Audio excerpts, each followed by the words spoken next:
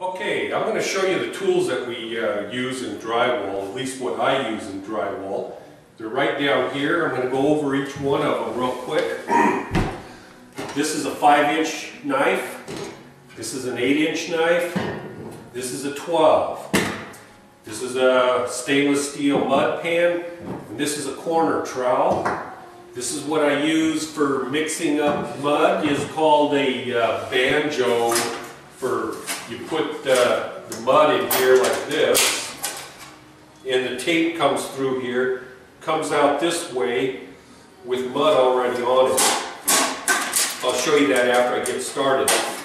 These wing nuts here adjust where this cutter goes, and it allows, you can adjust the amount of mud that comes out onto the tape with these right here. This is where the tape comes on here. This is a hawk and trowel, 12-inch trowel. I've got another kind of corner bead over here that is a round corner bead, and it's a tape-on corner bead. Tape-on, you almost never have a problem. This here is your, the way it comes, taping mud. This is called lightweight all-purpose. They have all-purpose, they have taping mud, they have topping mud. This is the least expensive way to buy it, in the box like this. And then I take it out and put it in a 5-gallon bucket and thin it out as I need it. Your first coat of mud, typically over the top of your tape after it's already taped, is almost straight out of the box, mixed with very little water in it. And progressively, as you get to the last phases of it, you put more and more water in it and thin it out more. So that's it for the tools. We'll get started. Okay, this is how you get started with taping. This is the first step that actually most people don't even do, but it's actually fairly necessary if you want to turn out a good job. This is that 20-minute mud that I was telling you about. I've got about that much in there, and I just got this bucket of 20-minute mud, and I'm only mixing up this much at a time. Of course, I can put more in my can, but I don't want to mix up too much more, because if I did, it gets hard awfully fast. They call it 20-minute mud, but you can expect anywhere from 10 to 15 minutes of use out of it before you really can't use it. Now you can tell it's not lump-free, but I really don't care. It's not that critical. It'll absorb water from the rest of it. Here's where I want to show you. See this crack here? And this crack in here?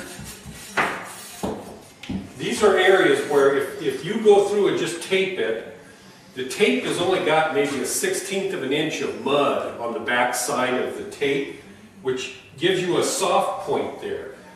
Typically what happens a lot of times, that'll bubble out, and it doesn't matter how many times you put mud over the top of it, it'll continue to bubble out, and eventually the only way to fix it is to cut the tape and pre-fill it just like what I'm doing now. Now this isn't real bad, but nevertheless it needs to be done.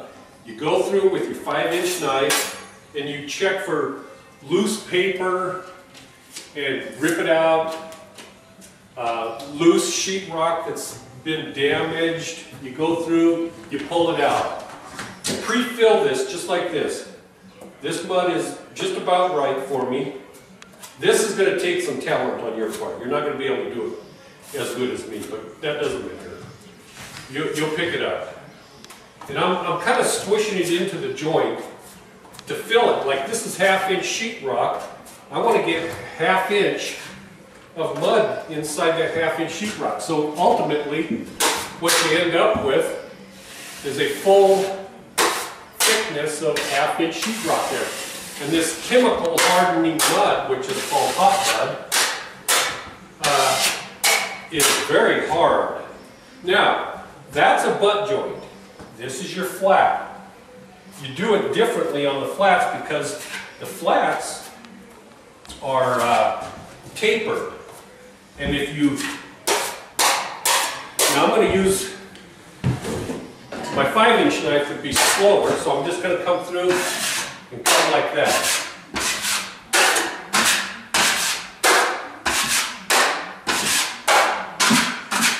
Now that looks a little bit sloppy, but the reason for that is I just want to fill that crack in there.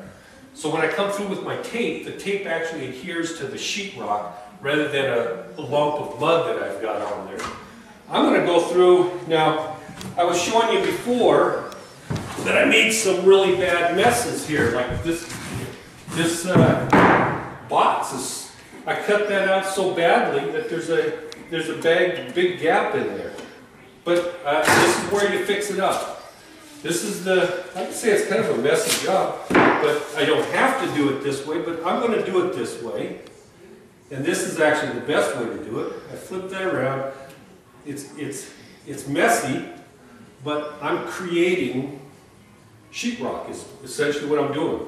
I know it's a messy job, but I'm going to jam that in there. And like I said, that's 20-minute mud, and it's gonna, that thing's gonna be hard. Now, I'm gonna clean my hands off here because I've got a bucket of water, and I never do drywall ever, any phase, without a bucket of water handy, just for that reason. Now my mud's a little bit too thin to fill this hole, but I'll try it.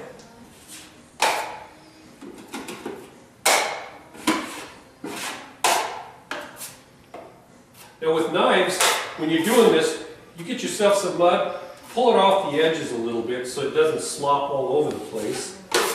And you get it in there like that.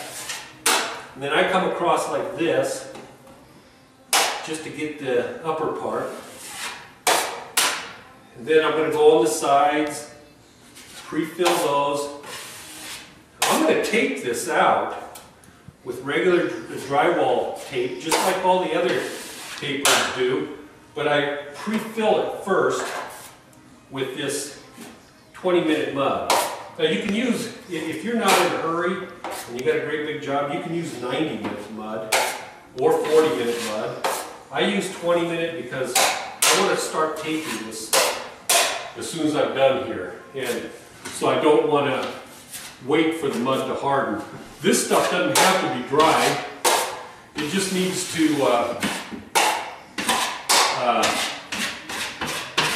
be hard. You can spot your nails with this too, by the way. You don't have to. You can use regular mud to spot your nails if you want. But spotting your nails, there again, this technique, you see here, I come up here and I pull it off the edge. Then I come up here and I fill that like that. This is going to take you some getting used to, but you can come through. You can spot nails pretty fast this way.